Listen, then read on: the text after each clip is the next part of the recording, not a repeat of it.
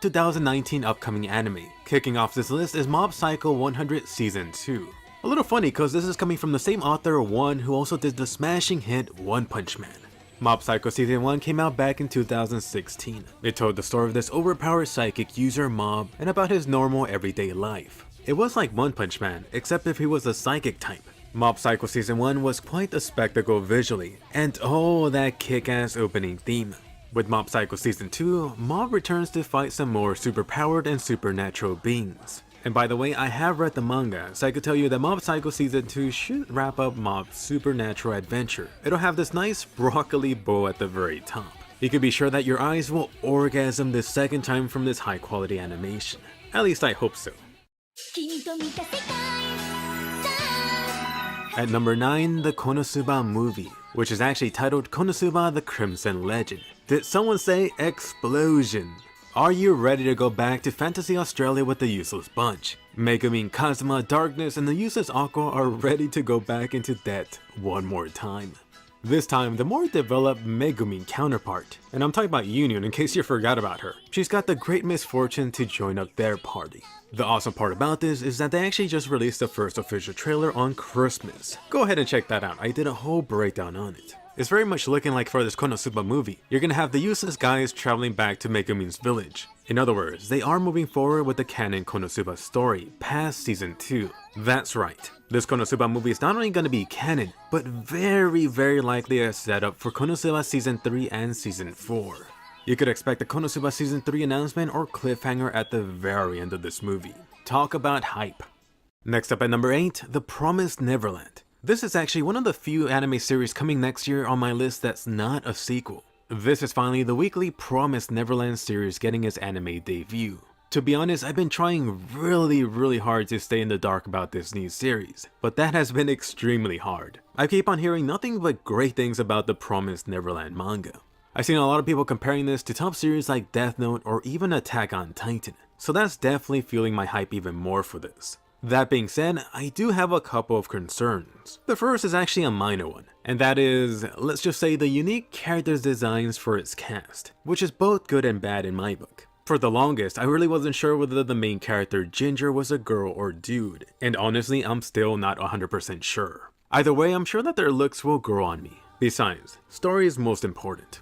As for my second concern, which even fans would agree on, is that the season is only going to be 12 episodes. So, just how much of the story will they actually be able to cover in such a short season? Trust me when I say this, that it's often pretty difficult to tell something fulfilling in only 12 episodes, let alone a full story. I would say that a lot of 12 episode anime series fail at this. But either way, definitely put The Promised Neverland on your watch list. That's coming soon in Winter Anime Season 2019. Next up, can you say One Punch? Fricking finally, One Punch Man Season 2. For whatever reason, it looks like they decided to take a page out of Attack on Titan by making you wait 4 years. Either way, the super overpowered hero Saitama is returning in spring 2019. One Punch Man Season 1 was such a colossal hit back in 2015. It actually got so much attention when it came out that even non-anime fans got interested. We previously left our heroes after they defeated that god level threat, officially Dragon Plus. The question is, what could be next? It's time for the Hero Association to fight against the Monster Association, along with the new hero killer Garo. Is Garo a human, a monster, or something closer to One Punch Man? But honestly, the biggest opponent for One Punch Man Season 2 may in fact be the studio. No longer Madhouse, but JC's staff. Let's just see if they could actually deliver high quality animation like One Punch Man Season 1. You and I will definitely be watching and comparing super closely. Next up at number 6, Isekai Quartet, which is really the crazy idea that came out of some drunk executive asking the question, hey, wouldn't it be fun to see ReZero, Konosuba, Overlord, and Tanya if they all took place in the same Isekai world? Technically, ReZero and Konosuba already had their own crossover title adventure in the manga, not to mention that Konosuba cameo in the ReZero anime. But now you're gaining +2, the Boner Daddy Ainz with his Overlord cast and the little evil Tanya. I'm not sure whether to be more surprised about Overlord or Tanya. This Isekai Times 4 adventure actually got announced at the end credit scene for the recent ReZero special that hit theaters. The only question is, what exactly is going to be the story? Are they going to be fighting? Because you know who's going to win. Either way, I personally just love this idea. you always get all of these surprise hits that go on to become super popular anime series. Then you run into the problem, that being no new season. Oh, you want a season 2 or sequel? Just maybe you'll get that in 3 or 4 years. And of course that being for multiple reasons that I'm not gonna get into here. This Isekai Quartet anime now gives fans of all 4 of these top anime series something to chew on until the next season. For me, this is really gonna be a little appetizer for stuff like Konosuba and Re:Zero. The other 2 are just a nice bonus. Let's hope they don't taste bad. Number 5, the second Re:Zero special. So time to revisit the best girl Rem, Shiny Rem, Subaru, and the white bitch. I mean witch. I actually got a chance to see the first Re:Zero special twice in Japan. It was pretty nice to revisit the Re:Zero world, but honestly nice is the best thing I could probably say about that. However, the second Re:Zero special should have a lot more substance, especially for anyone waiting for a Re:Zero Season 2 announcement. If that sounds like you, definitely listen up. This second special is supposed to be completely focused on Emilia.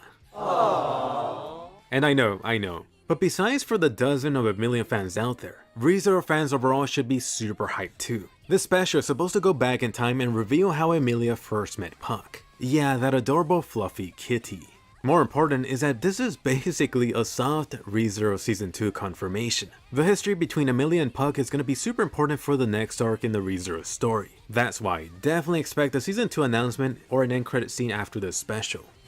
Coming in at number 4, Yuri Camp Season 2, which is a follow-up to one of the best new anime seasons I've seen this year. Yuri Camp, or Layback Camp, is a slice-of-life type of anime. It follows the adventure of a couple of girls as they camp out throughout Japan. Yeah, it's that simple, but extremely enjoyable. If you haven't checked this out yet, definitely treat yourself. And by the way, just to show how much I enjoyed it, I actually started watching Yuri Camp on the plane trip over to Japan. After only like 2 or 3 episodes, I could just feel that it was gonna make my top 10 anime list of this year. Number 3, SAO Alicization, the second core. That being part 2 out of 4. That's right, Kirito's adventure into the underworld has only just begun. You saw Kirito's adventure going from woodchipper to swordsman trainee to elite swordsman at the academy. Unfortunately, playtime is over. Forget about all those boring one-hit sword skill matches. Kirito and Ryuji are practically going up against the whole world. The underworld in this case. If you haven't been keeping up, they just pissed off over 30 Integrity Knights. Unlike the rest of the underworld citizens, Integrity Knights actually have the sword skills and sacred arts to kill. They practically do that on a daily basis. Oh, and don't forget that they also have multiple divine weapons and super high ranking armor that they're fully equipped with. So Kirito and Nijo, forget about the administrator. You're worlds apart from reaching her at this point. Hope you're ready to suffer some more in the underworld. Number 2, the Plus Ultra anime My Hero Academia returning with its 4th season. The bad news? You gotta wait until Halloween to get the new season. Despite that, every My Hero Academia hardcore fan should be super hyped for this season. Of course, you're gonna be getting more of your favorites like Deku, Shoto, and Bakugo, but also more of the big 3, which were the top students teased at the end of season 3. The highlight being Mirio. A lot of manga fans put this guy as his favorite even above Deku and Bakugo. But let's also not forget about the new villain. Kai Chisaki also got teased in the finale of season 3. You thought All For One and Shigaraki were bad? Time for them to take a freaking break. This alchemist type of villain is up to smash. And Deku fans, don't you worry, you're gonna get more of Deku fisting more villains in season 4.